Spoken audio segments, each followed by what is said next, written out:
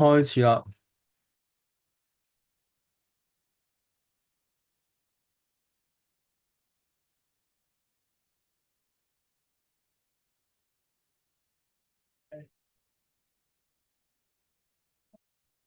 好，咁咧，首先歡迎大家今晚參加呢個講座啦。或者咧，開始之前，我先同大家介紹下咧我哋嘅學院啦嚇。咁我哋學院叫做正向智人學院啦。其實做咩咧？就係做一啲嘅社會責任嘅慈善組織啦。咁我哋主力咧推廣係正向心理學啦、創新教育同埋特殊教育嘅。咁希望宗旨咧就幫助普羅大眾市民香港人或者即係世界所有嘅人啦，希望情緒懂得管理啦，開心快樂增加抗逆力就算面對壓力逆境咧，都能夠係容易面對嘅嚇。咁亦都係主要優化咧，就係我哋嘅兒童，無論 SEN 或者唔係 SEN 嘅學生都唔緊要嘅，我哋有唔同嘅方式咧，可以配合佢哋嘅發展啦，同用科技應用咧，強化個學習。好啦，咁咧今日嘅內容就好豐富啊，咁啊大家預2個鐘頭左右啦。咁佢先講緊下小一學前嗰個評估啦，入學嘅時候會評估啲咩內容啦，同埋咧我哋會講下主流學校、特殊學校嘅教學方式相對資源啦，搞下有啲咩嘅方法，有咩策略或者點樣揀主流學校啦，亦都點樣揀特殊學校咧。咁有好多 case study 咧，今日會同大家分享。咁最尾嘅部分咧，會講下唔同學校一啲嘅介紹啊。好，不如咁，我哋先做個簡單嘅調查先啊。想問在座咁多位咧，邊個係家長啊？SEN 小朋友家長啊？如果係家長，可唔可以幫我打個 P 啊？P。如果係老師咧，就幫我打個 T 好嘛？老師 teacher 打個 T。如果係社工咧，幫我打個 S 同埋 S 社工。如果係心理學家，麻煩打個CP 好嘛，或者 EP。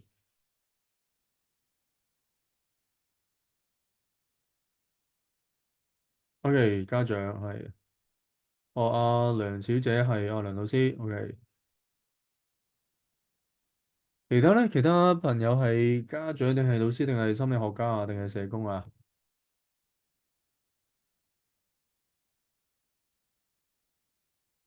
好，唔緊要，可能有其他朋友唔係太方便打嘅，唔緊要。咁一般我哋呢個講座我哋成日都搞，一般大部分係家長啦間中會有啲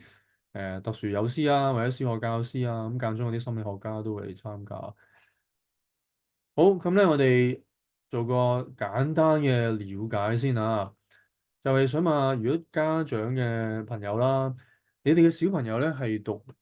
普通主流幼稚園啦，定係已經讀緊特殊幼兒中心啊？譬如協康會、康智會嘅中心啊？如果係普通嘅幼稚園，可唔可以打個 N 字啊？如果係特殊幼兒中心咧，麻煩幫我打個 S 好唔好啊？OK，S 位。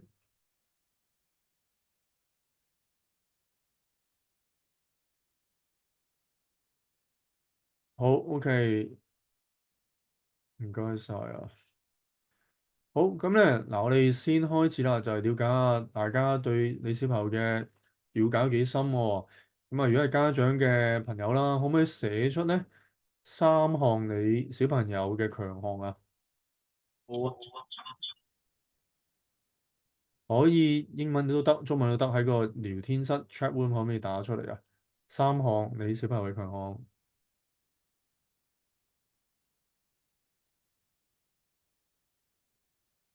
好有冇？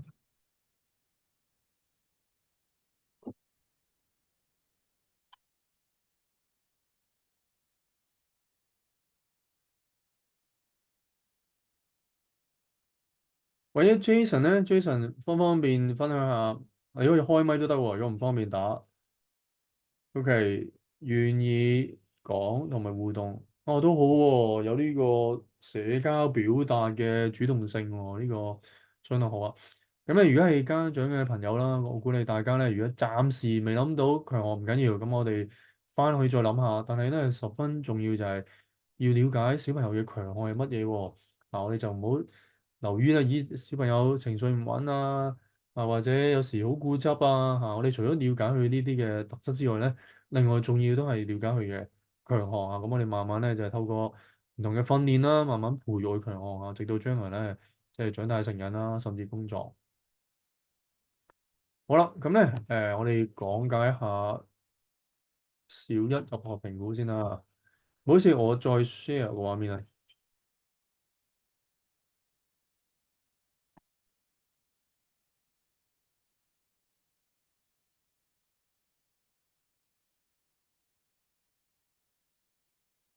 大家都見到 PowerPoint 係嘛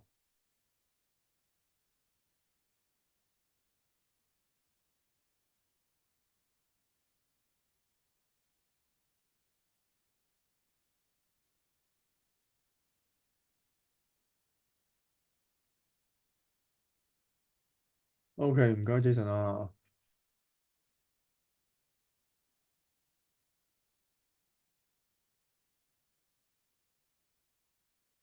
好，咁咧今晚個內容好互動嘅，如果大家有問題咧，可以隨便發問啊，咁唔使留到最尾先問嘅。好啦，咁我先講緊下小一學前嘅評估啦。咁咧，無論你 S 位啦，或者你係主流幼稚園接受緊唔同嘅可能 O 位或者到校其他嘅服務啦，咁喺升小學前咧，社工一般會安排你做啲嘅特別嘅評估啊嚇。咁會評估啲乜嘢咧？啊，咁第一就係相關嘅智力啦，係咪認知嘅能力啊嚇，譬如佢對一啲嘅基本嘅概念啊嚇，長短啦快慢啦內外啦。一啲嘅概念去認知係點樣咧？譬如其他嘅詞彙啦，中文認知動物啦，汽車啊，交通工具啊，人物角色啊，中英文詞彙咧都會簡單會測試下小朋友㗎嚇。咁有啲圖像圖景嘅分析啦，簡單嘅推理啦，甚至短暫一啲嘅記憶聽指令嘅能力咧或者操作性處理性、實務性嘅速度能力反應咧。都係會一個評估嘅。咁你會睇下佢社交啦，生活技能啦。咁當然喺評估嘅時候咧，其實就唔會睇太多佢生活技能係咪嗰啲自己小朋友去廁所啊、着衫啊，就睇唔到嘅。咁一般咧會基於個問卷啦，喺有兩部分嘅，大家可能都聽過，係會填問卷咁問卷咧就家長會填份問卷啦。咁而咧嗰份問卷咧，評估中心會寄埋俾學校，咁學校都會填。咁所以會基於問卷咧了解多啲嘅啊。生活各方面嘅其他嘅能力啦，咁亦都現場咧嗰個評估人咧都會觀察，咁所以會兩邊觀察現場，同埋咧透過問卷了解。咁另外睇下個體能啦，大小肌嘅能力啦，譬如識唔識揸筆啊、協調啊、大肌肉行路穩唔穩陣啊、上樓梯得唔得啊，都會考慮呢個評估。咁另外睇下佢溝通嘅能力啦、語言表達啦、詞彙啦、識唔識聽問句啊、問答啊。句子結構係幾複雜啊，都會做個評估。另外都會睇個專注力佢嘅行為、固執行為啦會唔會情緒係容易失控啦？咁呢啲嘅情況範疇咧，全部都係綜合加起個分咧，就會出咗個嘅一個學前嘅評估同埋一個智力嘅評估。好啦，咁咩叫智力障礙咧？智力障礙大家唔好誤會啊，就唔係唐氏綜合症嗰種啊，嗰啲就係另一種嘅 case。不過咧，唐氏綜合症一般都係屬於智力障礙其中一個層次嘅部分咁但係智力障礙嘅小朋友又唔代表一定係唐氏綜合症，係兩樣嘢嚟嘅。咁簡單講，智力障礙係咩意思咧？就係一般嚟講咧，係比大部分嘅學生啦，佢其實計 statistic 即係統計學比一般嘅學生啦大部分學生咧，某啲嘅能力反應水平係偏低，咁咧亦都喺個學習方面啦生活各方面應對咧都出現一啲嘅困難，咁就會視為一個嘅，等等啊，我哋多個朋友入嚟。就會視為一個智力嘅障礙。咁當中有幾個範疇第一就係嗰個思考能力啦對嗰個抽象邏輯嘅理解能力係會偏弱啦或者好容易專注嘅轉移咗嘅同埋融會貫通我哋類化嘅能力唔高咧，都係其中一個範疇啦。而家可能我瞄咗個朋友先，我未靜音啊。係 OK。好啦，咁另外都考下個記憶力啦，會唔會有啲短暫記憶可以記到嘅指令各方面咧？定還是純粹係 hard facts 死記嘅資料而應用類化唔到咧？舉個例子，譬如有啲小朋友咧，佢係知道咧乜嘢叫內外，但係純粹喺個情景訓練嘅時候記咗嗰個情景乜嘢叫內，乜叫外。當轉咗另一個情景咧，佢內外就唔識分㗎啦。咁所以就係咪死記 hard fact 去記定還是記咗應用到咧？咁都係息息相關嘅呢個應用力同埋思維記憶力。咁注意力啦，佢嘅注意力會唔會好容易分心咧？都係其中一個考慮嘅範疇啦。語言個表達能力啊、詞彙啊、問句啊、句式啊、發音準唔準啊，都係有個評分。感知嘅機能啦，譬如大機、小機、手眼協調、反應咧，都會評估啦。咁另外成個喺社交、社區生活適應嘅能力，有冇照顧自己嘅能力啊？社交個能力同埋個意向係點啊？都係一個嘅智力評估嘅一個嘅範疇啦。咁咧做完嗰個評估咧，一般咧我哋喺邊度做咧？就喺 CAC 簡稱 CAC 智力評估中心啦。咁有兩類人會做嘅或者三類啊。第一類就係兒科醫生啦，兒科醫生咁第二類咧就係臨床心理學家咁或者咧教育心理學家都會做嘅。咁一般就攞維氏智力表，因為智力嘅測試其實好多好多種類。咁一般我哋會用維氏智力嘅呢個 methodology 去做嘅。咁咧乜嘢叫輕度智力障礙或者簡稱輕度智障咧？就係計出嚟個分係50至69分咧，就屬於輕度智障嘅小朋友啦。咁而中度咧就係 below 5025分至49分咧就屬於中度，嚴重咧就25分以下就屬於嚴重嘅。咁而我哋呢個分數好重要嘅喎，點解咧？係因為判斷我哋入特殊學校嘅唔同嘅學校咧，都係要睇呢個分數。舉個例子舉個例子，可能咧有啲家長好想入特殊學校嘅小朋友因為特殊學校個資源，我哋會講係非常專業、非常好嘅資源啊。但係咧，如果佢做個智力測試，佢係70分嘅，咁 sorry 啦，係無論你幾想入啦或者你覺得你嘅小朋友係可能能力唔係太高，你想去入嘅都唔得㗎，因為個分咧未介乎於輕度咧，就不能夠係入特殊學校嘅。呢個係政府一啲嘅教育局嗰啲嘅規定咁再睇呢個智力評估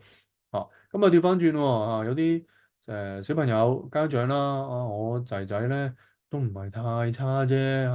咁我希望佢入特殊學校入輕度啦，就唔好入中度啦咁樣但係到時評估完咧，佢可能係49分或者48分咁都 sorry 啦。就算你想入輕度咧，都唔得嘅，都係入中度，因為你個分咧就唔係可以俾你入輕度，咁所以呢個評估嘅分係好緊要嘅。好啦，咁咧呢度少少 tips 啦，評估時候有啲咩準備啦。不過今日我哋時間關係，我就唔詳細講大家不如影幅相啊嘛，大家翻去慢慢睇。我想留俾時間咧講啲更加重要嘅重點啊嘛，大家影幅相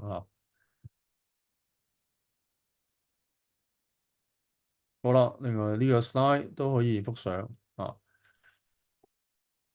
好啦，我好快講少 tips，有咩準備啊？當然啦評估前大家可以即係訓練小朋友各方面嘅能力啦按翻頭先嗰個指標唔同嘅指標，譬如語言啦、大小機思維記憶認知 concept 可以去訓練佢啦。但係咧，亦都唔好因為評估所以過分訓練佢，因為有時你太過臨急抱佛腳去訓練咧，有時小朋友會好大壓力同埋好攰反而咧就龍行好反轉真係評估前訓練啦，小朋友可能個表現唔係太好，唔緊要，我哋咧就樂意去接受，無論佢係做得好與唔好都唔緊要嘅，我哋樂意接受啦，同埋盡量咧就喺即係訓練前，所以呢個評估前咧嗰日唔好催促太緊要。因為小朋友好攰咧，反而去到做評估個質素嗰個表現仲差啲，咁所以盡量平常心基礎訓練就足夠啦。咁同埋咧，注意就係佢嗰個適應嗰個場地咁我建議咧喺評估前嗰一兩個禮拜、兩三個禮拜啦，如果時間安排到咧，最好咧帶去嗰個評估中心個環境咧去兩三次，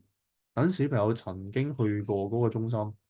習慣嘅環境，咁變咗咧，有啲小朋友好驚嘅到時佢曾經去過啦嘛，咁就會相對冇咁驚。咁評估嘅時候個表現相對咧就會穩定啲啦。另外建議咧就係帶少少佢中意嘅玩具同埋食物啊。舉個例子，可能中意食某某餅乾啊，或者咧食某某嘅朱古力啦。咁咧都係帶少少呢種嘅食物。去到嘅時候咧，可能等佢安定咗啦，可能俾佢食粒朱古力咁獎勵佢。咁同佢講咧，嚟緊咧有個姑娘同你玩遊戲喎，玩遊戲咧爸爸媽媽會再獎勵你食個朱古力嘅咁樣嚇。咁咧你就要咁樣去獎勵佢，咁小朋友一般呢個表現就穩定啲嘅，得唔得？好啦，詳細大家翻去睇睇啊，而家我講翻重點。好啦，咁咧主流學校同埋特殊學校究竟有咩分別咧？咁呢個 slide 咧就係一個簡單概括，咁啲好多 slide 咧就詳細深入講。大家先講個 high level 嘅比較先啊。咁咧，第一就係師生嘅比例啦主流學校大家都應該比我更熟啦就係香港咧就出名咩咧？就係出名學生多就係1:301:30最多係30個啦。咁視乎學校，咁有啲學校咧就收得可能少啲，就20幾人有啲再少啲咧，可能18、9人，咁視乎佢收生嗰個情況啦。但係 maximum 咧係收30個學生，咁其實大部分學校都係25至30嘅。咁外國就會少啲啦有啲外國咧就係可能係1:201:20或者有啲再好啲1:15都有嘅咁所以視乎係咩國家啦。咁瑞士就即係更專業啦，瑞士有啲做到係1:121:101:10都有。咁個比例就會係即係師生比例比較係即係高啲，咁去訓練小朋友咧就會好啲咯。但係香港就真係好辛苦，小朋友讀書又辛苦啦，老師都辛苦，一對幾十咁而特殊學校咧，就一個班主任咧，如果輕度的話輕度特殊學校就1:15，咁仲有輔助老師咁，所以其實大概你預咧係2個度啦2個人度咧就對15個，所以平均咧就一個人咧就對7.5個咯咁中度咧就係最高標準咧就係一個班主任啦加埋輔助老師就對10個咁所以你平均嚟睇咧。就大概一個老師對5個學生到啦，咁呢個係最 minimum 最 minimum 嘅資源嚟嘅。但係實際咧就好好嘅，咁當然是個學校嘅資源啦。咁我見到都唔少嘅特殊學校咧，其實做嗰個師生比例咧比教育局建議都更加好譬如有啲特殊學校咧，有啲中度我見過中度特殊學校，由於佢資源好好咁校長都好好咁佢揾到啲。可能基金嘅贊助或者某啲嘅資源啦，咁咧就係一班咧有3個班主任對10個中度嘅學生，即係平均1:3咁有啲嘅輕度嘅特殊學校咧，我見到咧就係3個老師對15人，咁就平均1:5咯咁成個咧小學小1至小6都係可能1:3或者1:5去到中學可能有機會咧就會抽翻啲老師出嚟，可能就1:7咁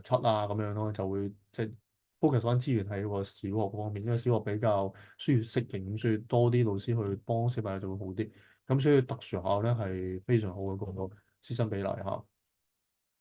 啦，咁咧教學內容咧就主要我唔需要多講啦，大家都知係即係 DSE 啦，係咪 STEM 啦咁其實特殊學校咧，可能好多人都誤解，好多人誤解咁就同廿幾年前咧特殊學校係好唔同嘅。廿幾年前特殊學校咧就主要 train 去返庇護工場嗰啲嘅就學術科目咧就好少但係而家唔係。冇記錯，大概17至18年前度啦。咁教育局好好就係揾咗好多嘅海外嘅教授啦、專家啦，連同香港大學或者某啲嘅大學一齊做研究，改革特殊學校嘅教學方式咁咧就成功咧就係轉咗個 syllabus，即係教學嘅內容。咁而家特殊學校係點咧？根據教育局咧，其實佢嗰個學科嘅內容咧。係同主流學校係一模一樣一模一樣譬如有中英數有啲嘅其他嘅學科咧係藝術體育、電腦都有晒，只不過咧個程度係淺啲嘅，係啦。大家俾大家少少參考指標咁如果係輕度班咧輕度班大概中六嘅特殊學校畢業咧，大概個程度咧係主流學校嘅中一左右啊，中一左右啊，大概啊，當然咧，深淺都會有間學校有啲唔同，因為佢會視乎嗰個學生個情況咧，會再調㗎。咁所以大概咧係即係中六畢業啊，大概主流學校咧係中一左右嘅程度。咁中度班咧可能會再偏淺少少啦，因為中度咧嗰個能力咧就比輕度咧係相對冇咁高，咁所以咧學科嗰個程度再調低少少嚇。咁唔需要擔心啊！大家咧千祈唔好聽完我講呢個觀念咧，咦死啦咁渣個程度，我哋唔好安排讀特殊學校啦。咁啊，大家千祈唔好有呢個錯誤觀念喎啊！咁我問大家個問題，問大家個問題。我想問在座咁多位朋友，你仲記唔記得你中五、中六學嘅物理啊、歷史啊或者地理啊？啊，如果大家讀過新聞學，你可唔可以同我講解下咧？光合作用嗰45個 steps 係乜嘢啊？有冇人記得啊？如果記得，可唔可以打個 Y 啊？記得你高中嘅內容，可唔可以打個 Y 啊？唔記得打個 N 好嘛？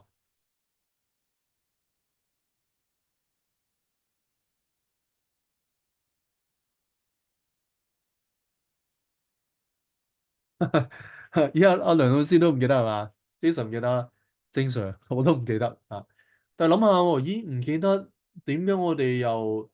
嗱我做老師嘅嚇，點解我哋做到老師咧？我仲喺大學教書啊，我教嗰啲係有碩士生啊，有啲專業人士係嘛？哦，Jason，你唔記得點解你又做到爸爸，又打到工又生存到嘅？點解啊？因為咩啊？因為其實坦白講，我哋高中學嘅嘢其實唔係真係太有用，亦都喺生活為咗將來工作技能，其實冇乜太大關係。咁所以咧，我哋學咁多啊，即係唔係冇用嘅啊？小朋友當訓練下啫，當年啊，但係係咪真係咁有用咧？就即係未必咁有用嚇。咁由於咁嘅原因啦，所以唔需要擔心。咦，佢得讀完呢個中六得中一程度就等於主流校啊？咁啊，其實呢個先係調翻轉，呢個先係好事啊？點解啊？因為唔使學咁多學術學科啊。啊，咁點啊？咪壓力細好多咯，小朋友係咪？第二係咩啊？由於唔使教咁多學術嘅內容，咁啲時間去教咩啊？就係點啊？就係針對 SEN 小朋友，譬如佢大小肌好弱嘅，咪充多啲大小肌咯。係啦，咁譬如咧，佢個理解好弱嘅，就慢慢教佢理解；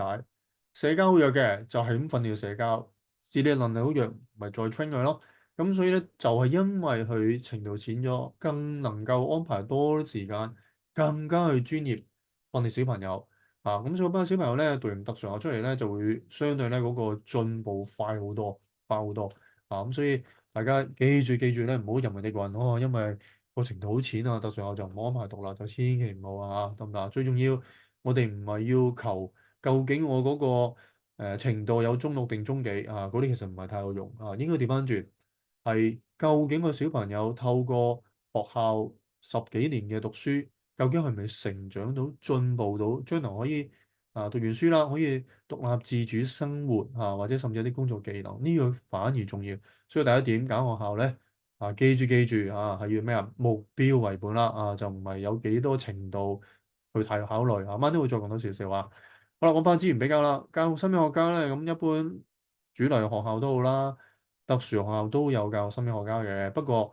主流學校教育心理學家嚟嘅次數會少好多啦，同埋一個心理學家就對幾百個學生。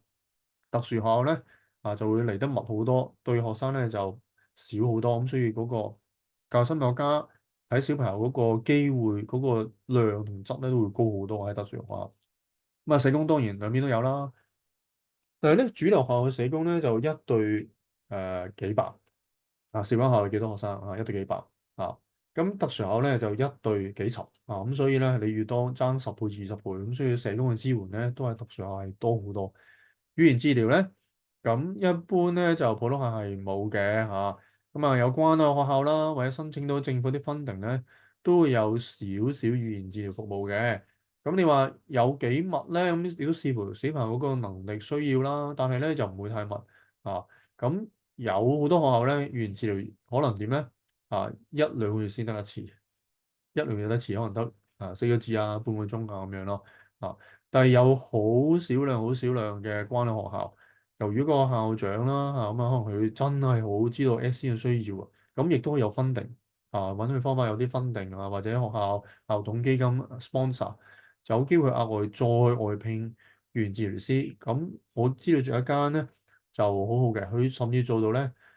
大概做到2個禮拜有一次嘅語言治療訓練啊，咁但係大部分都冇嚇，大部分冇咁多嚇。咁而特殊學校咧，亦都係視乎嗰個小學生嗰個需要啦嚇，同埋咧嗰個嘅資源啦。咁但係一般嚟講咧，最少最少咧2個禮拜一次啊。咁大部分特殊學校咧1個禮拜都有一次嚇，甚至有啲咧1個禮拜2次都有。咁視乎嗰個嘅嗰個資源嚇咁樣。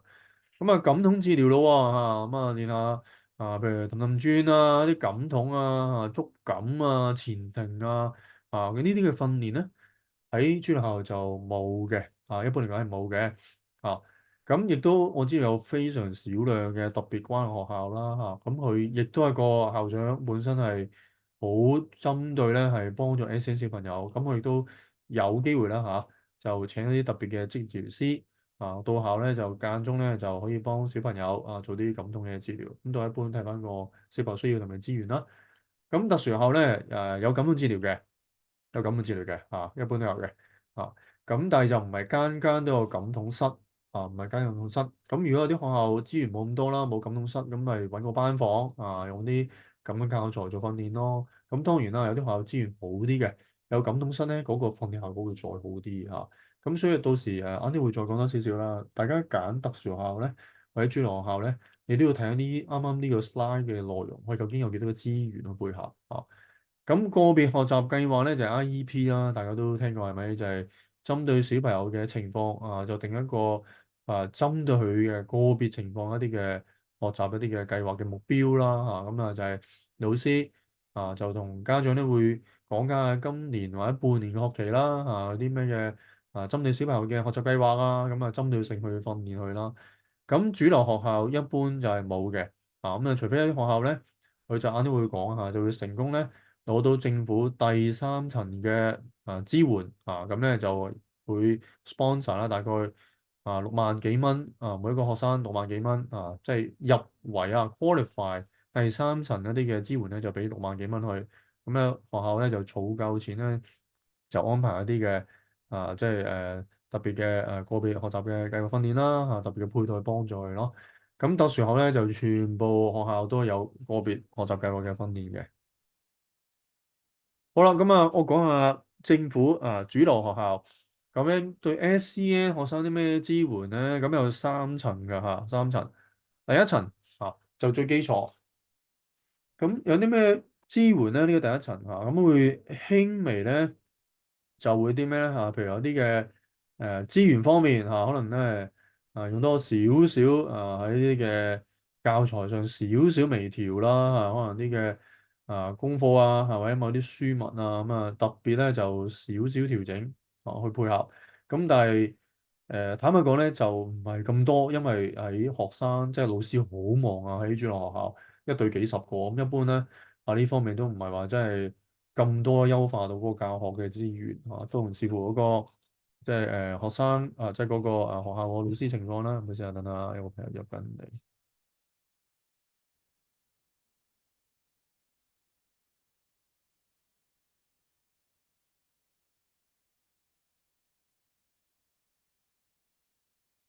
好啦，咁教學時間啦有啲咧就會多啲時間咧鞏固翻今日教學內容嘅甚至咧可能放學後咧會抽多少時間啦就支援嗰個嘅學生幫佢可能輕微補下習啦咁亦都係視乎翻個別嗰個學校究竟佢哋安排幾多老師做呢樣嘢咧咁有啲好關愛嘅學校係有做到嘅，咁但係我知道亦都好多學校係做唔到呢個安排另外座位安排啦，咁可能唔好意思有朋友入緊嚟。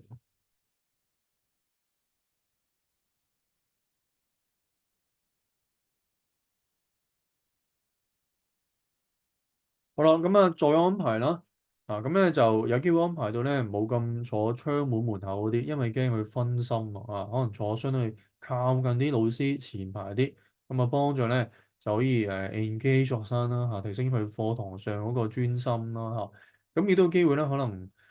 個別老師啦嚇，可能佢受過啲特別嘅 SEN 訓練啦，就對 SEN 小朋友咧多啲讚賞認同啊，希望咧可以鼓勵佢嗰個學習動機啦嚇，給佢興趣啦嚇。咁亦都不過呢個機會比較少啲嚇。咁真係有啲非常非常好老師啊，而家咁啱可能個班學生又相對少班啲啦，咁有可能咧就會喺嗰個教學嘅指示咧，相對會再簡單啲、清晰啲啊，咁啊等 SC 小朋友容易理解啦。但係大部分咧其實係做唔到嘅嚇，因為一個老師係對幾十個學生啦嚇。好啦。咁所以第一層咧，基本上唔係話太大作用啊，因為好多都做唔到。第二層咧就好啲啦，第二層咧就會多咗啲咩咧多咗一啲咧嘅輔導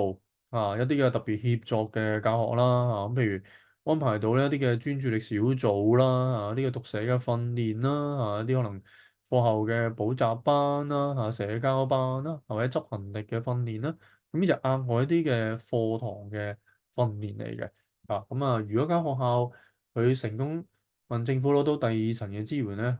大概你預萬零蚊到每個小朋友即係假設可能嗰間學校有10個 SEN 小朋友，而係 qualify 攞到第二層嘅，每人有1萬蚊到咯，咁所以攞10萬蚊 total 嘅分定，咁10萬蚊咧，校方就會 over 用呢10萬蚊咧，就安排你呢啲特別嘅小組訓練咯。咁第三層咧就再好啲噶啦，咁講嘅就係大概咧一個學生如果係 qualify 第三層咧，咁大概有6萬幾蚊嘅分定嘅，咁如果10個的話咧就60幾萬咯，咁都係校方綜合性用呢個資金咧，就安排個別嘅訓練啦，可能個別嘅IEP 嘅計劃啦，另外可能請啲專業人士啦，可能請啲語言治療師或者特殊一啲嘅訓練嘅老師咧，就翻嚟幫手即係 train 啲小朋友啦咁樣咁但係等於要注意就係如果你揀主流學校咧，你要問清楚佢問清楚佢究竟咧佢哋學校有冇做開第三層支援？因為點解咁講咧？因為我係識得一啲嘅。即係主流學校，我哋叫 SENCO 就係 SEN Coordinator 其實都係個老師嚟嘅。不過佢就被 assign 咧，專責咧就 take care SEN 學生，幫佢安排啲嘅服務支援做個統籌咯。咁有時有啲嘅學校 SENCO 啲嘅老師咧，可能唔排除咧佢係好忙，佢係好忙或者咧學校整體資源都好忙咁由於好忙嘅關係咧，有機會咧佢就明明啲學生咧。係能力相對係麻麻地明明可以要第三輪支援嘅，咁亦都有可能咧，佢哋透過一啲嘅即係人手不足嘅關係啦，就唔申請第三層，就順咗申請第二層，咁變咗咧，其實就對嗰個小朋友就唔係咁好嘅發展，所以我建議如果你小朋友嗰個能力狀態唔係太好嘅咁我建議問清楚嗰間學校有冇第三層嘅支援做開咯，如果有咧。都代表嚟緊呢一年學年，佢都有機會再申請翻第三層咁如果學校長期都冇做開第三層嘅，上到第一層或者第二層嘅咁變咗咧今年就算你小朋友入到去啦，佢都未必會同你開第三層嗰個支援咁變咗對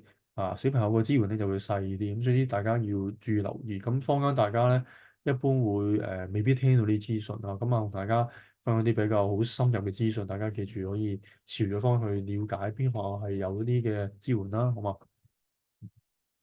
好啦，咁講下特殊學校嘅種類啦。咁頭先都同佢講過就係輕度智障嘅學校啦。咁如果咧喺智力評估啦，評為輕度智障即係智能係50至69分咧，咁可以咧係申請咧即係入特殊嘅輕度智障學校嘅。咁呢啲嘅程度啦，啱啱講咗啦，就大概佢中六畢業嘅時候咧，第一提大家喎，如果有特殊學校咧，一讀就讀12年嘅喎，大家知唔知啊？唔使即係中學再揾學校唔使㗎，一讀就讀12年㗎啦，所以直升㗎咁咧中六畢業大概主流學校嘅中一左右嘅程度啦咁樣。咁先生俾啱講咗啦就係、例如咧就係兩個老師即係班主任加埋輔助老師兩個對15個啦。咁你啲學校資源好咧，就3個老師對15個咁樣咯，即係平均1個對5個或者1個對7個到啦，大概嚇。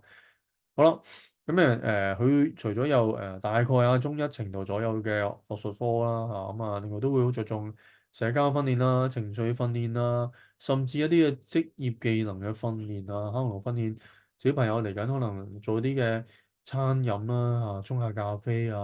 整下麵包整下餅煮食房間清潔啊或者啲做啲買賣銷售員收銀一啲簡單啊職業嘅技巧，因為亦都坦白講，如果係視為輕度智障嘅小朋友咧，佢嗰個能力、認知咧、社交各方面咧，都未必係咁足夠咧，係即係做一般好複雜嘅工作。就算你安排佢，都未必做到。咁所以我哋亦都唔好即係過分咧，有太高期望啊。咁又做咗呢啲嘅簡單工作咧，都係算唔錯。咁所以特殊學校咧就會訓練啲嘅職業技能。咁所以如果呢一啲嘅小朋友咧畢業咧，係亦都真係係去到一啲社企啦，或者甚至啲普通嘅機構咧，係做啲清潔服務餐飲保安都有嘅，或甚至啲嘅辦公室助理都有咁樣。好啦，咁中度智障學校啦係智能方面啦，頭先講咗啦，係咪就係25分至到49分就可以入中度智障學校啦。咁咧，佢嗰個中六畢業咧，嗰個學術科咧就低過中一嘅就再淺啲啊。咁由於佢中度咧，其實個能力比輕度係再係差少少，咁所以咧個訓練除咗學術科之外啦，會更加加強咧自我照顧訓練社交適應社會溝通啊，咁有啲嘅語言嘅訓練就更加係多同埋咧都係簡單工作技能都會有訓練㗎可能餐飲濕運都會嘅咁樣咯。咁嚴重智障後咧就學術科真係會少啲啦因為卡洛食牌嚴重智障咧個智力得25樓下，咁確實係認知就比較再差少少咁所以咧就唔係咁多學術科啦真係成個12年咧都係訓練啲基本自我照顧基本表達嗰方面比較多啲好啦，咁特殊學校有咩特色啦？啱啱講咗啦，就係學術科目咧就同主流係一樣啦，不過程度就會淺啲第二咧就係非常好係咩咧？就係因材施教嗱，大家注意喎，因為咧好多家長朋友咧好多家長朋友錯誤了解特殊學校死啦！特殊學校哇好差喎，呢啲智障學校嚟嘅喎，唔希望我仔入去我死都唔會安排仔入去㗎。咁係有唔少家長有呢個錯誤觀念但我呢個俾大家聽特殊學校係咩叫特殊學校咧？係特別好嘅學校，特別專業嘅學校咁啱啱都講過就係喺十幾年前啦政府教育局好好就係邀請一啲海外 SEN 專家級嘅教授加埋香港大學一齊咧就做研究。咁所以而家特殊學校嘅教學方法咧係非常非常專業，非常非常專業非常合適 SEN 小朋友去學習成長同埋佢哋係因材施教，因材施教咁因應呢個小朋友嘅能力、理解、情緒、大小肌各方面嘅情況就 tailor made 一啲嘅內容啦或者嘅功課啦去訓練佢咁咧係非常專業同埋用嘅教學方法咧係有互動教學啦有啲嘅體驗式教學啦係好專業嘅一啲嘅學習方式咁反而呢個主流學校就大家都應該比我更加熟主流學校咧，香港就係出名咩咧？就係功課多啦同埋相對係填鴨式啦好多好多記嘅嘢啦，好多背嘅嘢啦咁亦都唔係大部分唔係用啲互動教學啦大部分都唔係用 project base 嘅教學啦，咁所以係train 比較係背誦多啲背誦多啲，甚至主流學校好高分，有啲可能係 top tier 好高分嘅小朋友。咁其實佢哋背誦有框架底下嘅幾個就強，但係真係啊你話個社交分析嗰方面咧就其實未必一定好高咁係外國嘅教學方式就會好好多咁所以咧特殊學校嗰個教學方法係比主流學校係專業好多專業好多咁同埋老師咧一般嚟講咧，佢接受過特殊教育嘅培訓嘅咁當然視乎學校啦咁有啲。會可能係 Master 嘅 SEN 啦，可能有啲係 Bachelor 嘅 SEN，有啲咧就係好專業啦。香港大學教育文憑香港大學特殊教育文憑係一個好專業1年半嘅專業課程，由 psychologist 心理學家資深社工、資深教師去訓練出嚟，咁個課程係好專業咁有啲老師都會上過課程嘅。咁有啲可能新入職嗰啲咧就未讀以上嘅課程咧，又讀啲短期少少嘅 SEN 嘅教育訓練都有好啦，咁小班教我講咗啦，頭先係咪一對幾啦咁非常個人化學習啦每個學生入到特殊學校有個別IEP 個別嘅學習計劃目標特別咧設計一啲嘅課程幫助佢哋按一定嘅情況去令佢學習提升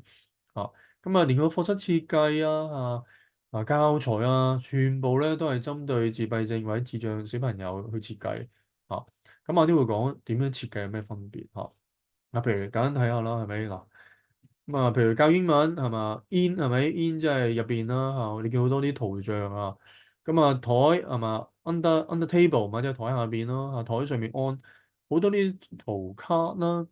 會教佢哋等啲視覺化提示，等 SEN 小朋友咧容易理解。但係主要係咩咧？就係特殊學校佢唔係教一次，因為大家如果係 SEN 家長或者老師，你知道嘅即係 SEN 小朋友咧，唔係一學就識嘅因為啲概念係比較抽象要點不斷重複，同埋咧唔係一個情景去教，係用好多好多唔同情景教同一個概念，譬如啱啱咁快慢內外係嘛咁係用好多唔同情景去重複一個 concept 去教，咁 SEN 小朋友咧先會學到咁咧譬如呢度啦，呢間特殊學校啦，咁你見用圖卡講啦。OK，跟住咧，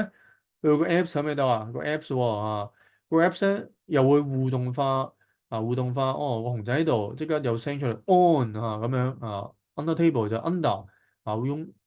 Apps 一啲嘅唔同嘅書本 Apps 圖卡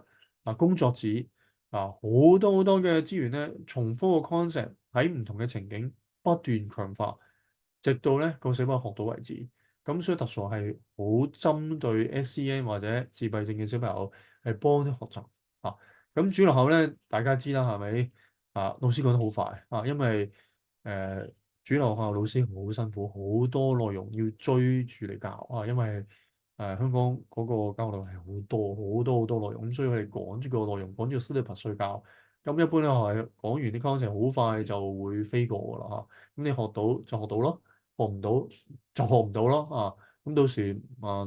媽或者爸爸自己教，教多教，教唔到就教唔到咯。咁所以一般 SEN 我見好多小朋友返主流咧係好辛苦，學唔到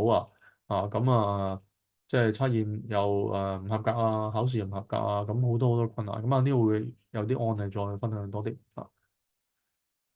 喺咩度嗱？呢個特殊學校啦，OK 有 iPad 電子化圈住，跟住 on the table 好多唔同嘅教材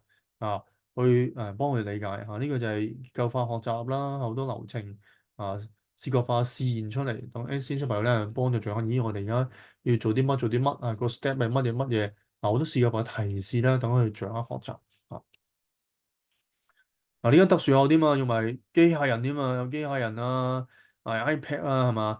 打電話嘅玩具係嘛？一個即係遊戲化學習希望佢可以學到一啲嘅可能講電話社交啦各方面嘅技能啦，都係透過呢啲嘅互動教學嘅方式啦。咁主流校大家都知道就唔會有呢啲嘅教學，咁所以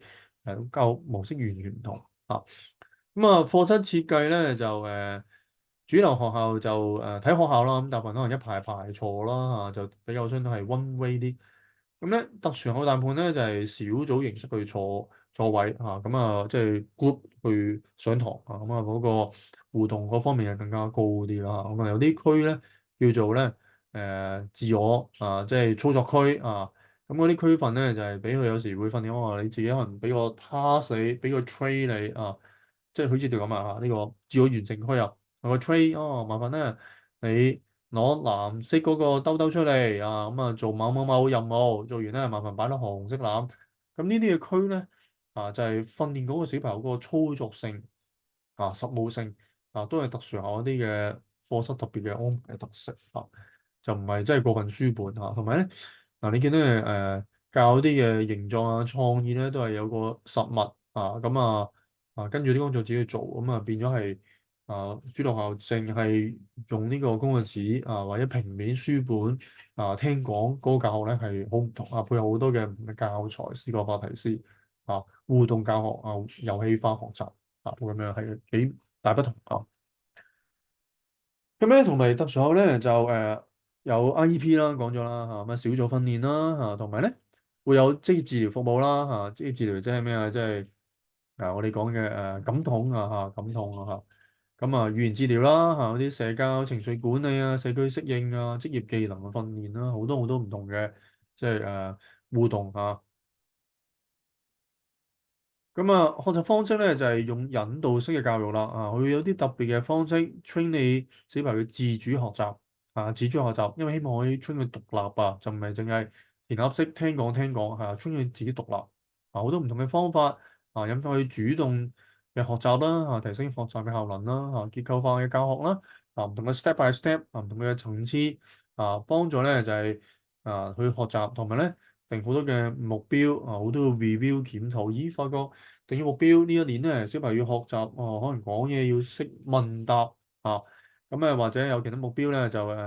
要咧上落樓梯好穩定或者咧反應各方面要提升，各方面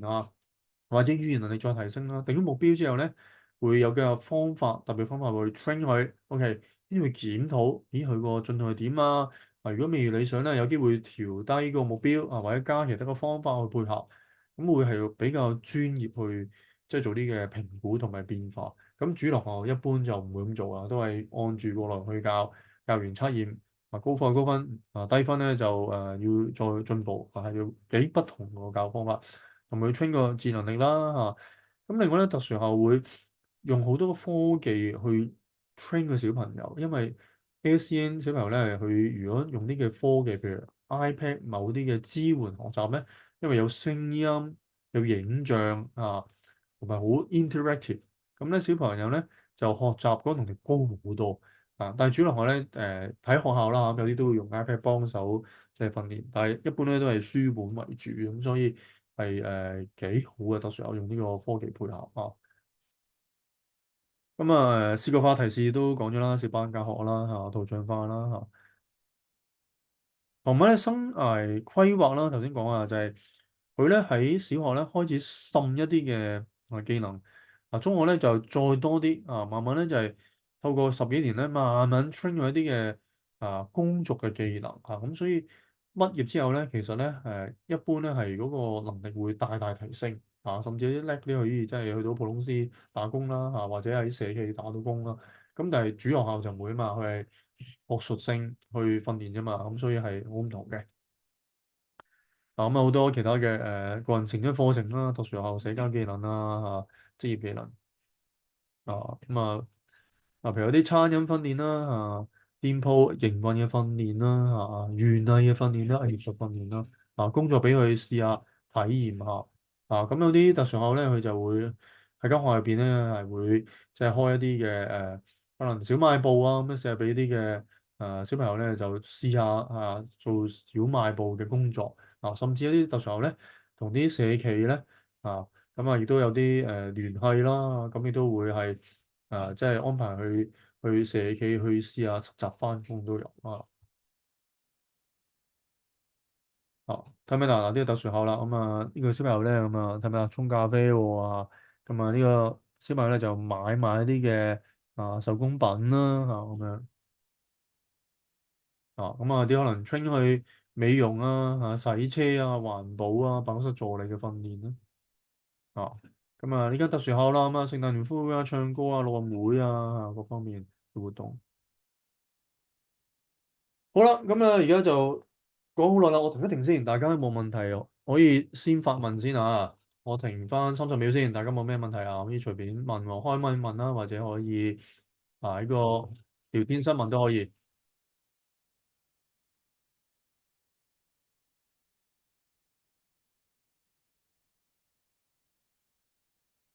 好啦，咁如果冇咧，我繼續好啦，啱啱簡單講解咗啦嚇，特殊學校同埋主流學校嘅分別啦。咁究竟我哋要揀主流學校定係特殊學校咧？咁樣啊，呢個問題好緊要喎。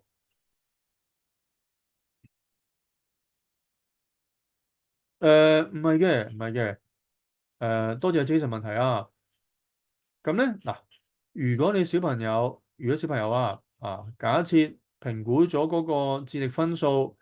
你當係55先啦嚇，咁55嚟講咧係屬於咩啊？屬於輕度智障小朋友啊。咁但係咧，家長依然咧可以選擇入主流學校嘅，係可以嘅，係可以嘅啊。咁當然啦，選入主流學校係咪對小朋友成長最好咧？呢個就未必啦嚇。但係家長有權可以唔入特殊學校，係啦。但係調翻轉，如果你想入特殊學校咧，你就必須要嗰個智力分數真係介乎於嗰個智力障礙嗰分數，你先入到特殊學校啊，得唔得？好啦，咁我哋做啲比喻啊，思考下主流學校同埋特殊學校，我哋點樣揀咧？咁大家思考下咯喎。嗱，假設如果大家跑得好慢，但係唔知點解你入咗校隊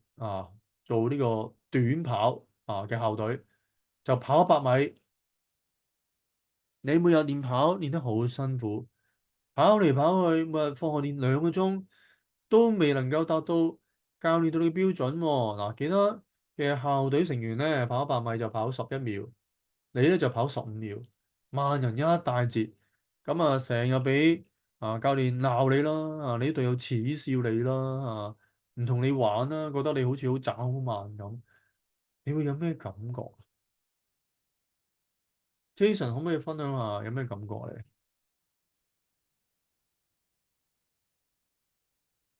有咩感覺啊，Jason 或者其他朋友可唔可以分享下？冇自信唔開心係嘛？講得好啊，Jason 就係、你諗下啦喎，如果你長期都俾人鬧咧，哦，多謝梁老師，係啦，好似好無能咁喎。但係諗下喎，唔係一日一年喎，如果十幾年都係咁咧，十幾年都係咁咧，長期對呢個小朋友有咩影響咧？對佢一生會有咩影響咧？因為佢嘅童年處於無自信、唔開心、被人排斥、被人恥笑，無論做乜都係達唔到標，會一生有咩影響呢？好簡單，大家都聽過係咪？我哋一生人嘅價值觀、我哋嘅心態、我哋嘅 EQ、我哋嘅逆境嘅指數 AQ，就係童年嘅時候培養出嚟嘅。咁所以我哋成個童年、小學、中學都係咁嘅心態，成世都會咁嘅心態。咁所以我哋揀小學、中學係十分重要，係成個小朋友一生嗰個能力、心態嘅影響啊。嗱，再另一個比喻咯喎假設你而家讀緊小學大家倒帶咁當你而家去讀小學我哋讀緊小學，OK，你連數數字1至100都數唔到，你連加減加數2加2都唔識，等於4都掌握唔到。但係學校叫你咩啊？叫你背乘數表喎，叫你除數喎，叫你靈活用加減乘除喎，係嘛？因為學校教得好快喎，快過你嘅能力喎，係嘛？不斷叫你做功課，每日叫你做4個鐘頭功課，係嘛？因為你1到100都數唔到，但係學校叫你啊450除4.5，係嘛？1000除36，係嘛？380除3已經好深嘅除數。大家覺得你學唔學到啊？可唔可以喺個聊天室學唔學到啊？學唔到啊嘛，Jason 係嘛？因為你連基本數都數唔到，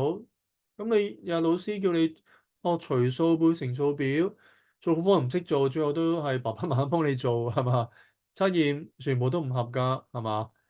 咁又學唔到，又唔開心，係嘛？係嘛？譬如另一個例子啦，你到中一，OK，到中一啦喎，升咗中一啦喎咁咧，但係間學校教你大學程度嘅 A Max 附加數學微積分，學唔學到啊？又學唔到啊，係嘛？咁有冇意義咧？翻學十幾年，一日翻幾個鐘啊？差唔多6、7個鐘啦，係咪？但係學唔到嘢喎，係嘛？學到咩啊？其實學到好多嘢，學到咩啊？學到唔開心，學到咩啊？學到俾人恥笑，學到好大壓力，學到冇朋友，係啦，咁係咪值得學咧？嗱，大家諗諗喎，啊，咁因為點解我要俾啲嘅 scenario 大家思考咧？我好衷心希望，好衷心希望，好衷心希望大家幫小朋友揀學校，你諗真啲，你想去入學校，你嘅目標係乜嘢？想去學到啲乜嘢？呢個大家要深思，因為我見好多家長盲目地咧唔理佢小朋友嘅程度，唔理佢嗰個學習需要，就盲目地咧安排咗入某某嘅主流學校，因為好抗拒特殊學校啊。咁最後就真係點啊？真係乜都學唔到啦，或者學到咩啊？就學到唔開心，學到錯嘅黃金時間去學習，最後讀完中六會考0分，換嚟好多嘅自閉、冇自信，好多唔開心嘅童年回憶，影響一世。咁所以大家我先未講，而家好多策略教大家點樣揀咯。但係先講策略前咧，大家要先搞好自己嘅心態。究竟你想小朋友學到啲乜嘢咧？咁大家深思下喎嘛，就係深思下究竟你想小朋友學到啲乜嘢咧？喺小學有啲咩目標去學習咧？中學有咩目標咧？想你嘅小朋友喺小學、中學過住啲乜嘢校園生活咧？係咪想開開心心度過？好多人愛錫，好多人唔針對訓練，定係乜都學唔到好唔開心，冇朋友啊。好啦，咁我哋講咗好多嘅對比啦，而家有少少 tips 同大家 share 翻就係如何有效地教育同埋提升 SEN 小朋友嘅學習咧，同埋有效提升嘅能力咧，從而咧就令到佢哋將來有更加好嘅成長，畢業後可以獨立，有自己自主、自己照顧自己能力，可以自己去街，佢自己搭車，係嘛？甚至有啲工作技能嘅生活咧，大家有冇諗過如何how 啦，係咪？好啦，咁教大家一個好緊要嘅心法，就係孫子兵法，大家聽過係咪？嗱，孫子兵法咧有個好重要招數，就係紅色幾個字：知彼知己，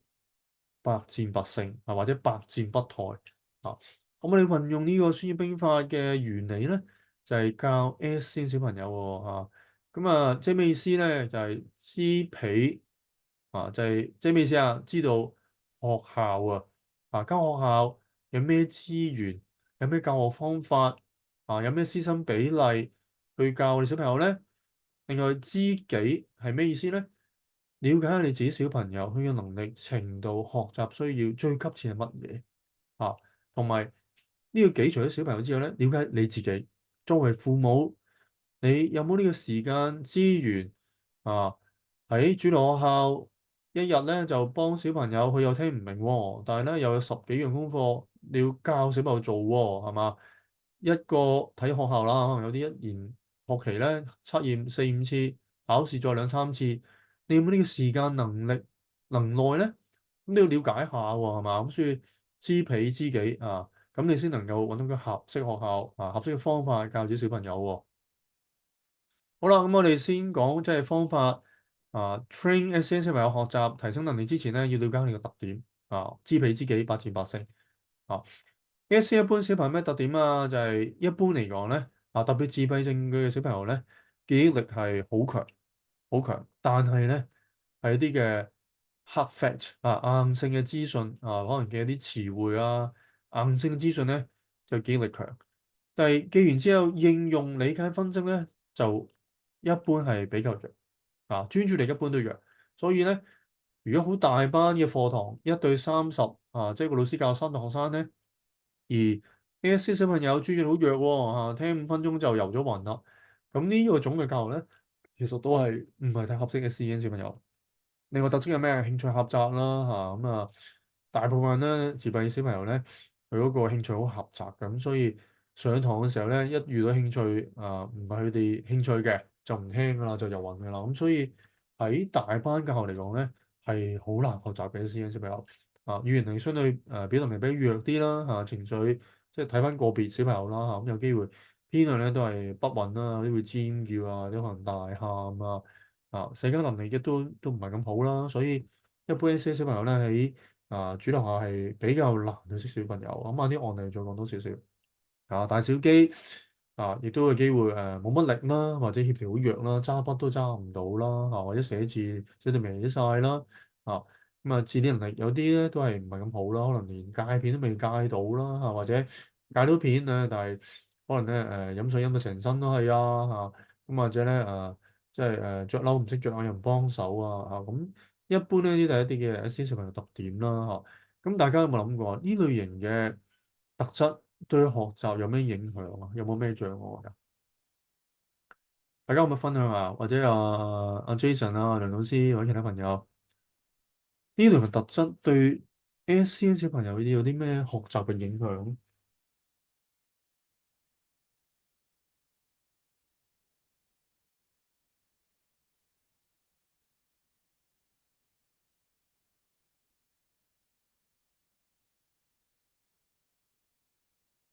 有冇咩 idea 啊？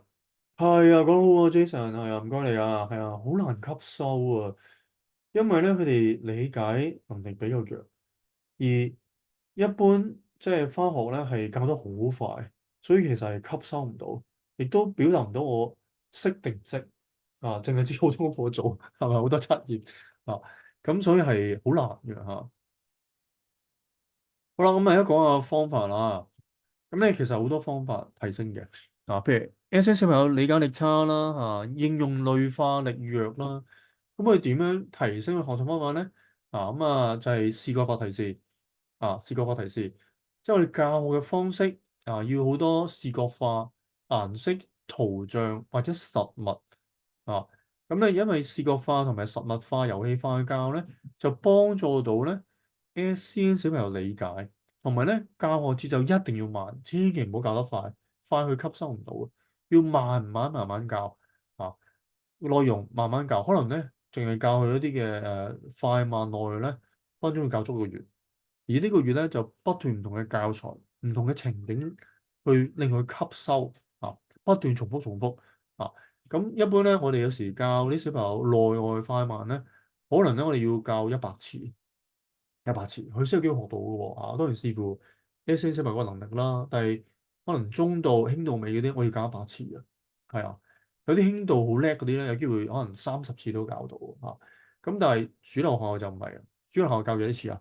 ？1次2次就講完㗎啦咁你自己翻去做功課，識唔識就唔理啦，就好快追下一個嘅內容㗎啦。咁所以就等於了解呢個方法，就係慢慢教，不斷重複嗱呢個技巧咧。除咗幫大家揾學校之外咧，大家幫你屋企小朋友去自己 train 你嘅兒女咧，都用呢個方法。記住，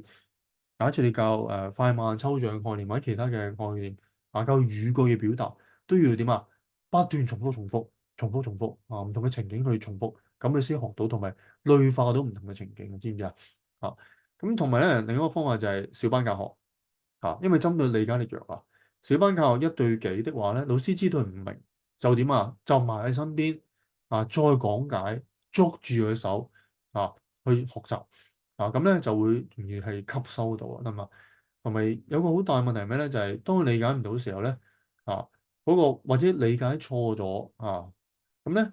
小班教學咧，老師就即刻見到佢錯咗理解唔到啦嘛，就即時咧再指導。咁咧慢慢咧就會學習到咁所以呢一啲嘅方法，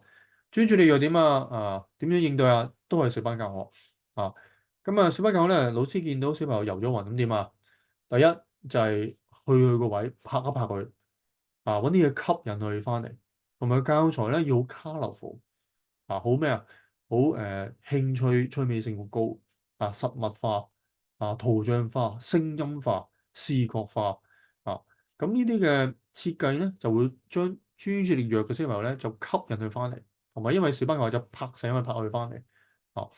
興趣合作同先專業一樣，就係要比較教材好吸引電子化專注力弱同興趣合作係類似嘅方法吸引佢翻嚟，吸引佢冇興趣變有興趣啊。咁如果主流學校咧，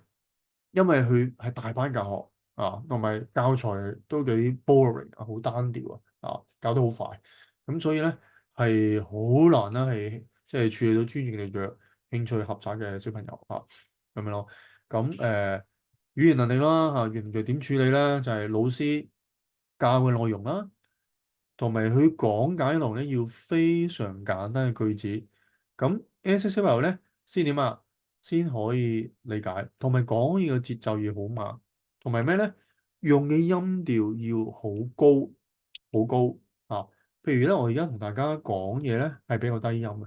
當我有時咧，我會 train 啲 SEN 小朋友㗎，我會調高個音咧，調高5度至7度啊，因為 SEN 小朋友咧聽高音咧，佢敏感好多，理解力高好多啊。咁但係主流學校會老師同你好似唱歌咁啊，好似鄭秀文唱歌唱高8度唔會㗎嘛，係咪？咁所以咧都係比較難 SEN 小朋友去理解嘅嚇，得唔得？咁所以咧舉之簡單啦嚇，譬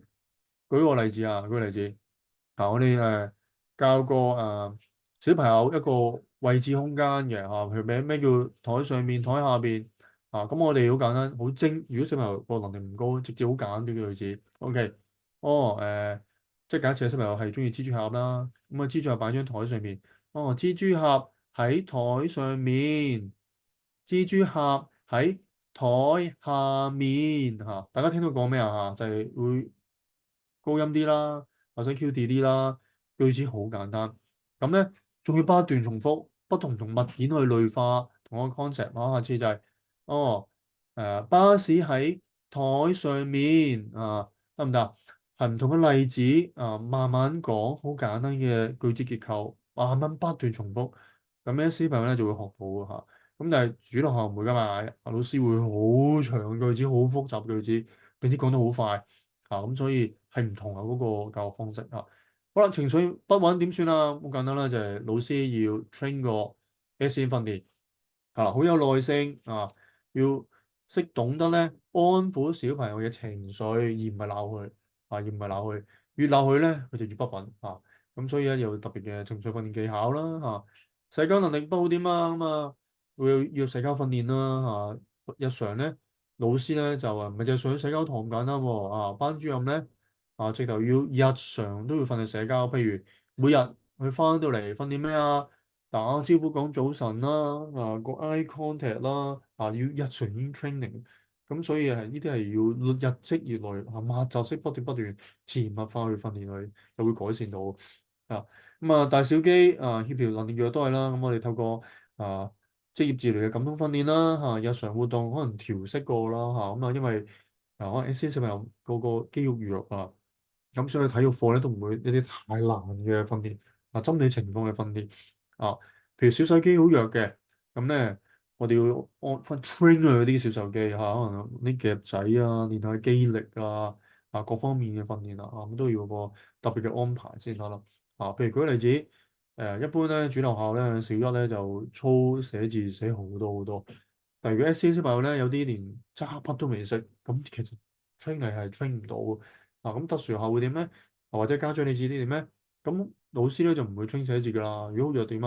先叫佢畫橫線咯、直線咯，有點點去連線咯，練小手肌協調力度咯，咁慢慢逐步練到啦，可能去到小二、小三佢強咗咯喎。咁咪慢慢再教佢寫字咯。咁所以針對性因材施教咧，配合到佢嘅能力學習需要教咧，就會點就會係有效提升啦調翻轉，如果小朋友佢個小手肌好弱，你不斷咧叫佢寫到複雜嘅字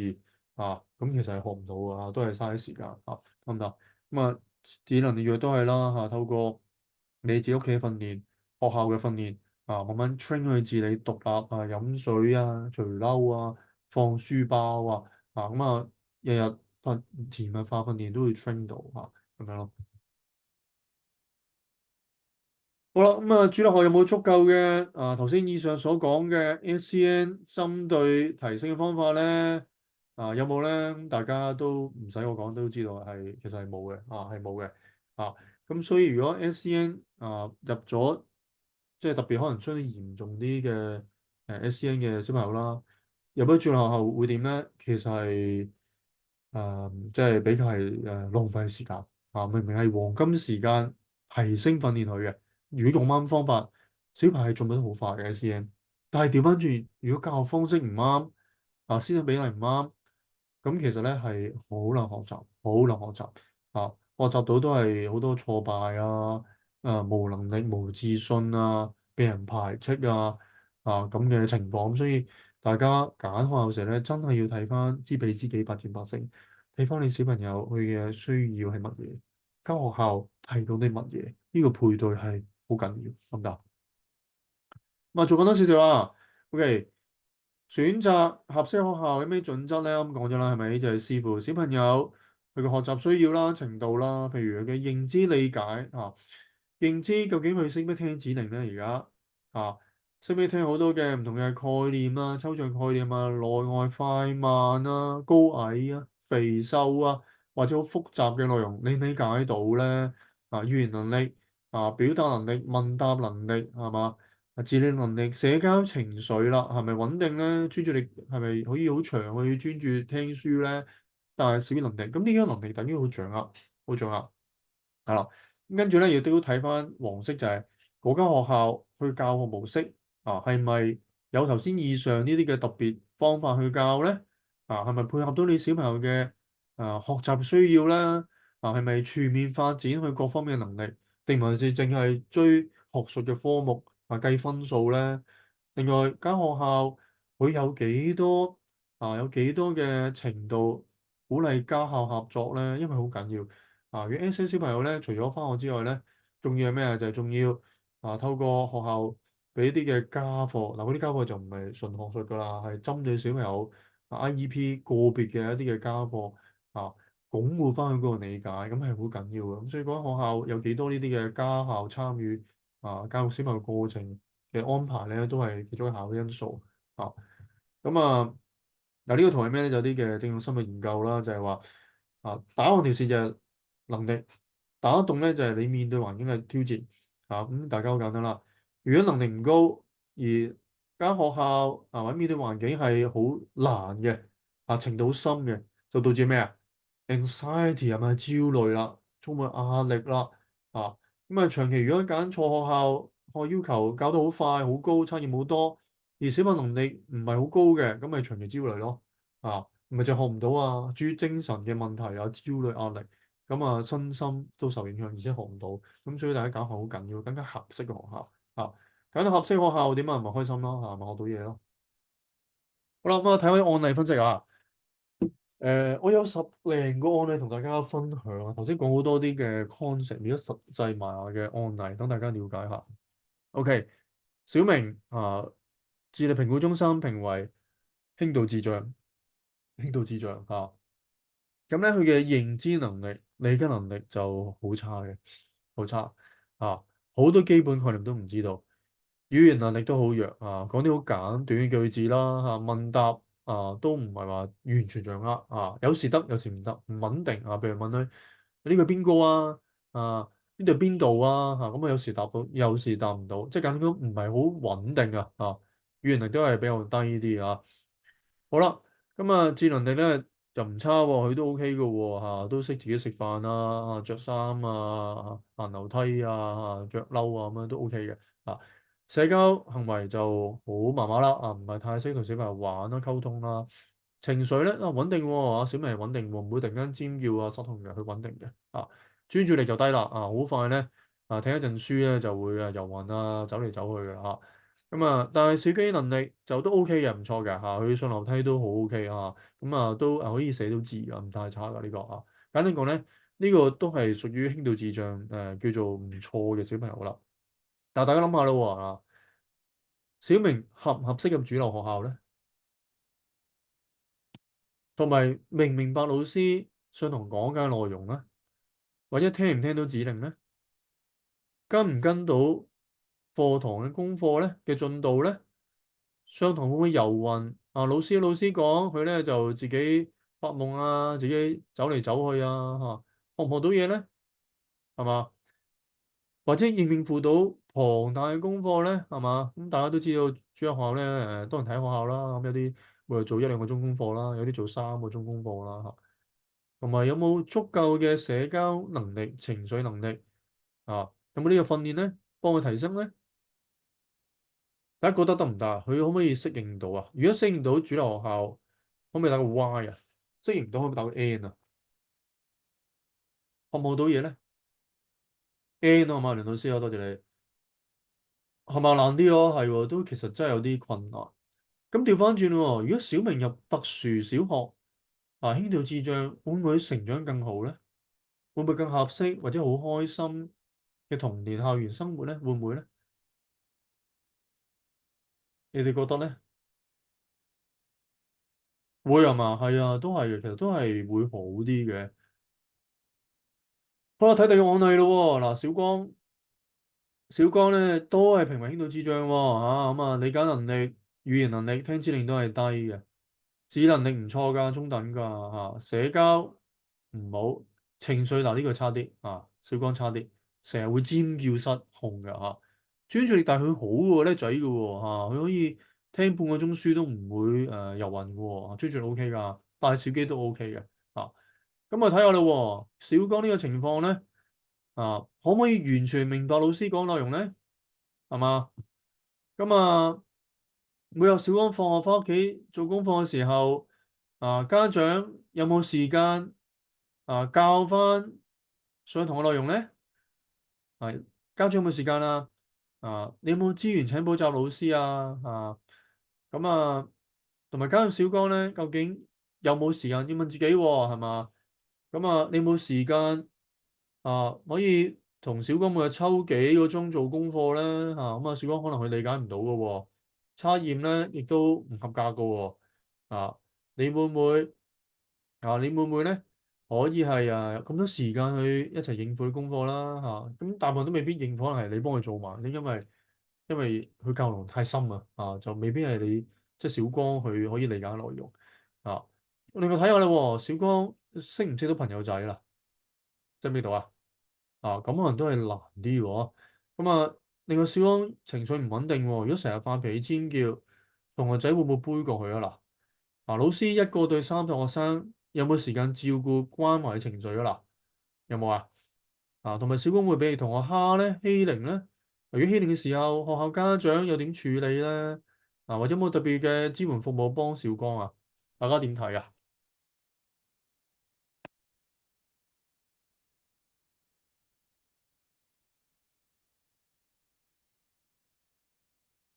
阿 Jason 老師點睇啊？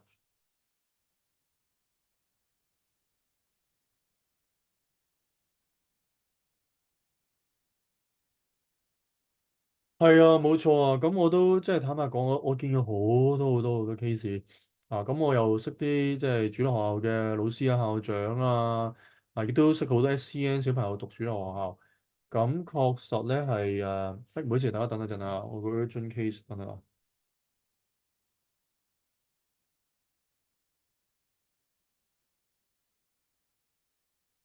大家等我30秒啊，等一陣啊，我個 urgent case 我攞處理，等等啊。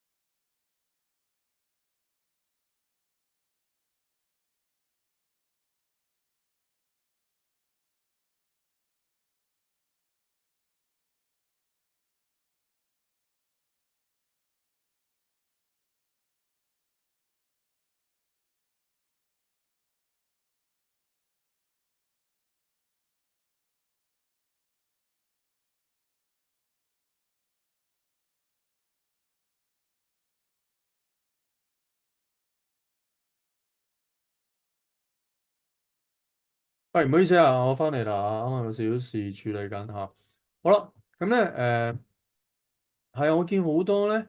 咁喺特小嘅時候啦，咁啊有啲情緒好唔穩定嘅，咁其實老師真係處理唔到佢嘅。咁最後我見到案例咧，就係老師學校啦，就勸嗰個家長咧，叫嗰個小朋友轉校轉翻特殊學校咁因為佢哋即係處理唔到啊嚇。咁其實話佢已經算好嘅，因為佢係都屬於小班教1對18度啦，但係都係處理唔到咁，同埋因為佢成日尖叫失控啦，咁影響咗其他小朋友順利學習，咁所以都係難處理啲嘅咁樣咯。咁另外有啲小朋友啦，佢都唔係太差啊，都係輕度，但係輕度叫最叻嗰班小朋友嚟嘅。咁讀主流學咧，佢其實學習樣樣都冇問題，冇問題。但係咧識唔到小朋友咁啲小朋友咧就唔同佢玩，唔同佢玩杯過去。咁最後咧呢個小朋友患咗抑鬱症，咁都係輟學咁，所以真係有咁嘅情況嚇。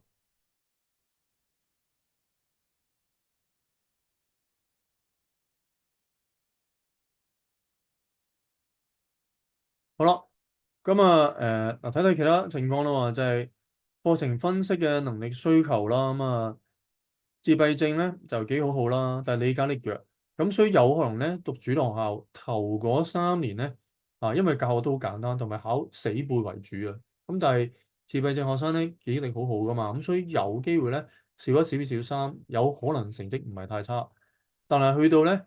4年班嘅時候咧，因為開始要着重理解分析，咁到時候咧嗰個成績會差好多啦，同埋做功課默書考試就會差好多，咁所以大家都要注意呢啲嘅情況啊。好啦，咁另外考慮咧就係中學嘅出路啦嚇。咁咧因為特殊學校咧就唔會考 DSE 嘅因為個程度咧唔係跟 DSE 嗰個程度進度咁所以咧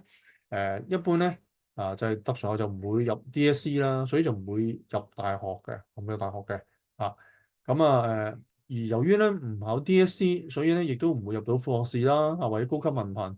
或者呢一啲嘅文憑課程。因為大學嘅文科課程咧，一般咧都會要求 DSE 某啲科合格嘅咁所以咧入特殊學就唔會讀到呢類型嘅課程啦咁但係大家小心喎因為有啲一些小朋友咧，佢就因為咧即係家長因為咦死啦，佢唔考 DSE 咁唔好入特小咯咁樣但係呢個係大錯特錯。點解咧？你問心啦喎，如果你小朋友真係特殊小朋友SEN 小朋友或者智力障礙小朋友，你覺得佢有 DSE 合唔合格啊？其實唔合格，我見好多SEN 考 DSE 咧，如果係智力障礙嗰啲咧，全部係0分嘅其實一樣都係讀唔到文憑，一樣都讀唔到大專，一樣讀唔到大學既然都讀唔到啦，咁點解你要浪費12年唔好特訓佢去改善佢，而係考 DSE 咧？係咪咁所以咧大家千祈唔好喺 DSE 入大學咧而放棄咗，佢明明要有特小就唔安排特小，得唔得？咁調翻轉啦。咁雖然咧特殊學校唔會考 DSE 啦，但係正正唔考 DSE 點就冇嗰種壓力啦，同埋課程咧就唔使追內容啦，就反而針對性令個小朋友合適訓練嘅能力、技能、理解、社交、將來生活獨立、工作技能，咁所以更加幫佢嘅訓練啦。同埋咧我個人覺得咧，大家就可以睇長遠啲因為咧而家好多嘅學習機會啦咁咧將來唔排除咧。最緊要，如果你入到間合適學校，訓練佢嘅能力高嘅，將來18歲啦，佢可能有正常溝通能力，理解咧都唔係太差，到時候咧有機會點可能讀一啲嘅某啲嘅可能機構開啲嘅文憑課程或者用 mature student 身份，或者外國大學、外國機構安排嘅文憑課程，讀完之後咧都有機會讀一啲嘅外國可能啲名氣差啲嘅大學，都有機會大學畢業㗎。咁我有見過 S 小朋友係有大學畢業嘅當然又唔係主流香港大學講中大就唔係嗰種啦。但係咧，將來能力好咧，有機會佢可以即係讀到唔同渠道讀到大學或者大專都有嘅。但係而家最緊要係穩固呢12年點樣訓練嘅能力先咯，得唔得？哇！再睇案例咯喎咁小光佢媽媽咧希望考 DSE 啦，咁所以咧就安排入大學啦。咁最後咧都係啦就冇呢個資源冇啲時間，冇呢個能力去考到啦。咁所以都係大家唔好為咗即係考 DSE 入大學咧就嘥咗學習機會好啦，咁睇下其他 SEN 小朋友喺專校案例咯喎咁啊，小倩咧就最初咧轉學校還可以，但後尾咧佢嘅學習進度追唔到啊，壓力好大。最後咧都係小六嘅時候轉咗特殊學校，咁之後讀書就好開心啦，成長到啦。咁啊，小輝咧最初係轉學校，但係情緒唔穩，最後咧都係被校方勸退轉校。好啦，咁啊，另外小江咧就係主流學校啦，記性好，第二日又差。咁但係咧，最初小三前成績好好，小四後咧就成績好差。咁最後都係好好辛苦啊，跟住翻學好孤單啦，被人欺凌啦。啊，咁啊，小美咧就讀主流學校啦，但係能力就麻麻地啊，社交都唔係咁好。但係咧，小美咧就係全職媽媽啊，咁就每日咧同佢做功課、温書啊，好好嘅訓練。咁仲有咧，小學咧成績都唔係十分差，中學咧一般，咁大家都識到啲朋友仔喎，最後咧都係成功中學畢業啊，咁都有啲朋友圈子，咁整體唔係太差啊，咁所以都係一個有好嘅例子嘅嚇，唔係全部都差啊。跟住咧，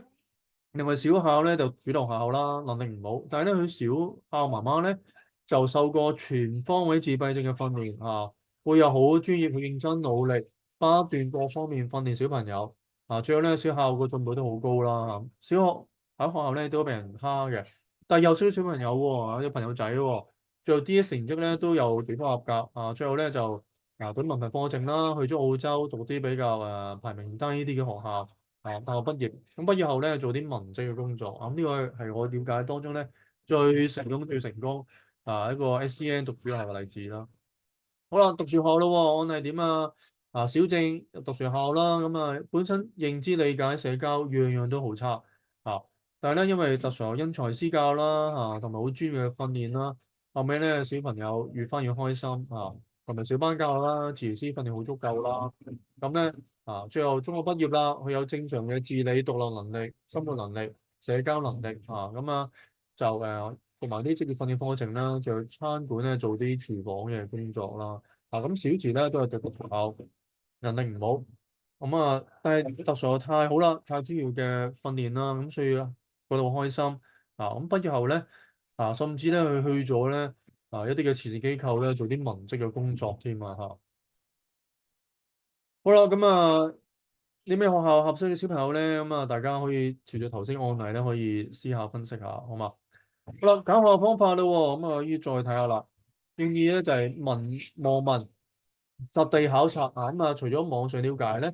就係 school visit 探訪學校，睇下佢有啲咩教材、咩教學方式，老師學校文化係點樣啦，咁親身感受下啦。啊譬如你呢間西北實啦，間學校有個感統室啦，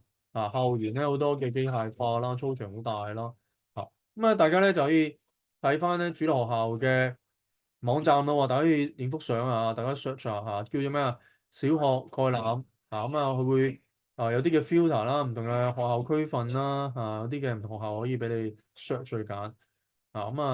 跟住落咧睇翻環境、學校設施啦、學習風氣啦、師資嘅履歷經驗啦，同埋主流學校有冇特殊教育培訓啦、教育模式嘅點價值觀多元化活動有冇同埋咧頭先講過第一、第二、第三層支援係點樣咁咧睇下主流學校咯，有幾間比例呢一間咧就係成績幾好嘅，但係咧語言服務係冇，教育心理服務係冇，家長教育都冇，功課有冇調錢都冇，SEN 小訓練都冇嘅。學校二咧就有語言治療啦，有教育心理服務啦，但係冇家長教育但係有咧功課調適調整啲咁有啲特別小組喎執行能力社交專注力情緒智能力訓練都有喎。同埋呢間學校咧有教育大學嘅合作，遊戲治療都有呢間學校咧第三間都係主流學校，各樣治療服務都有，甚至有啲社交班、讀寫班、感統訓練都有，執行訓練都有個別訓練又有中英文補習又有。愛心安排啲大哥哥訓練輔導翻啲小朋友都有喎，咁呢間就係一個好好嘅關愛學校，好多資源嘅咁所以大家揀主流學校咧，你都要睇翻究竟有幾多嘅支援咧可以照住呢個表咧大家可以去揀，所以大家可以影幅相好啦，咁功課調適啦，講過啦好啦，特殊學校咧，大家可以影幅相咯喎，就係 search 下咧特殊學校概覽。咁呢個網站咧 search 下輕度、中度、智障唔同嘅種學嘅唔同區有啲咩學校俾你揀咁啊，譬如大間學校啦，有啲籃球場加健身啊、操場啊，另一間咧就係、都有晒，但係咧唔係健身場、園藝區、綠化區啊，就更加大。咁啊，嗱，碩士比例26%碩士啊，老師碩士畢業，74%學士畢業。咁咧，特殊學校咧就係38%啊，碩士畢業，學士有62，咁所以呢間學校咧嗰個碩士比較高啲啊。特殊教育培訓100%啊，呢間咧就3成啫啊。咁啊，左邊呢間咧係基督教學校啦，就着重咧潛能嘅發展啦、關愛信任啦、情意教學啦、社交教育啦、自我提示、環保、藝術、園藝。呢間咧就係、道德教育、正向教育、橫跨學科嘅教育。咁有時有啲嘅討論啊、小組情感遊戲訓練啦，好多唔同嘅訓練，同埋即係工作技能訓練都有啊，咁所以大家可以朝住呢嘅例子啦，去幫你去揀選學校。係啦，睇一睇大家咧，嗱，揀特殊學校咧就係揀地區，地區咧係大家記住啊，盡量唔好跨區。你填1、2、3志願嘅時候咧，盡量填同區，因為教育局咧會因應你同區去優先派俾你嘅。如果第一、二志願咧你揀咗跨區咧，反而你咧就難攞到學校。咁所以咧揀同區揀同區，知唔知啊？可能第一、二志願咧就揀同區，第三志願先揀個附近區，咁可能就安全啲啦，得唔得？好啦，好快咧講下一啲嘅其他學校種類啦嚇。蒙特梭利都係就唔係主流學校，亦都唔係特殊學校就係啲嘅私校蒙特梭利大家聽過係咪？就係蒙特梭利博士咧，就係研究一個即係教育方法啦咁咧就係會強調自由選擇。咁成個課程設計、課室設計好多唔同嘅區分區域，咁咧就俾學生咧自己去揀去喜愛嘅區域。去玩去學習好強嘅自主性啦，係咪混合唔同嘅年紀咧，去訓練佢嘅喎？啲可能大啲年長朋友嘅學生咧，幫手咧就同啲年輕啲朋友咧一齊學習，甚至教協助，咁訓練一啲嘅同理心啦，唔同嘅技能社交感官嘅教育啦，好多唔同嘅觸感嘅刺激啦、觀察啦、思考啦、自主學習啦環境設計咧都係特別 tailor-made 咧，幫助佢探索、訓練獨立。同埋終身嘅學習社交程序訓練，咁呢個蒙特梭利其實都幾合適咧。SEN 小朋友但係當然啦，如果你中度智障好嚴重啲都唔合適嘅咁但係如果你可能輕微輕度嘅咁可以考慮蒙特梭利咁但係小心咧就係問翻間蒙特梭利學校，佢對 SEN 小朋友個支援多唔多，同埋中學銜接係點咧咁如果冇中學蒙特梭利得只學嘅，可能你要諗定咧，中學有機會可能升翻其他嘅國際學校啦。當然你可以選擇中學去翻主流學校，但係就會其實辛苦啲，因為佢習慣咗唔係填鴨式啊嘛，翻到主流咧就填鴨式就會辛苦啲咯。咁樣考慮呢個因素。第二個咧，華德福學校咧都係幾值得考慮嘅，就係被譽為全世界最理想嘅教育體系啦，喺歐洲係好興嘅咁好多名人啦譬如我偶像李克勤都安排個仔女讀華德福學校佢係咩咧？就係重點係慢學，同埋一對好少嘅1對6、1對7係高度個人化，因為小班教學就 tailor-made 根據你嘅小朋友情況咧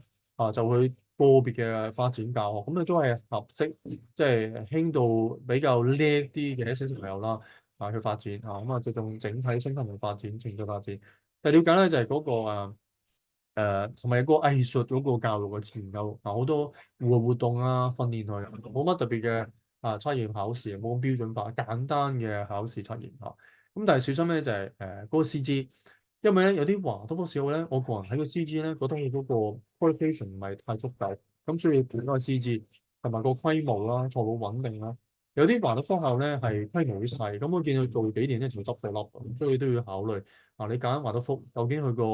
嗰個師資啦財務穩健啦中學銜接係點樣都要考慮下，得唔得？咁 ABA 咧我都唔多講啦，都係應用行為分析，都係另一個針對 SEN 或者自閉症嘅訓練方法啦。咁香港係有幾間咧 ABA 小學㗎，譬如愛培學校啦咁喺紅磡最近開一間九龍灣都有嘅，咁但係嗰度考慮個校譬如ESF 即係呢個英基咧佢有一間嘅中度智障嘅英基學校，輕度咧佢就係融合教育咁咧都可以大家考慮下，支援翻你個小朋友嘅情況啦咁最呢個唔多講啦，大家可以複想下就係唔同嘅即係發展小朋友嘅範疇啦。好，咁咧最後總結一下咧，就係話我哋選擇學校嘅時候咧，要因應小朋友嘅能力、學習嘅情況啊，揀間合適學校咧，配合到你嘅小朋友嘅能力、學習需要，同埋咧你嘅小朋友咧對佢身心發展係最重要，得唔得？揀合適學校咧，對小朋友一生好深遠影響。拔苗難生長咩意思啊？就係明明小朋友佢需要好多資源，但係你揀咗學校冇乜資源俾佢咧，咁就係好難去生長，得唔得？因材施教，因應你小朋友能力，配合到個性化教學咧，其實先更加能幫到佢嘅成長同獨立自主咯。好啦，咁我講完啦，咁大家有冇咩問題可以隨便發問啊？可以開咪或者喺個 chat room 去。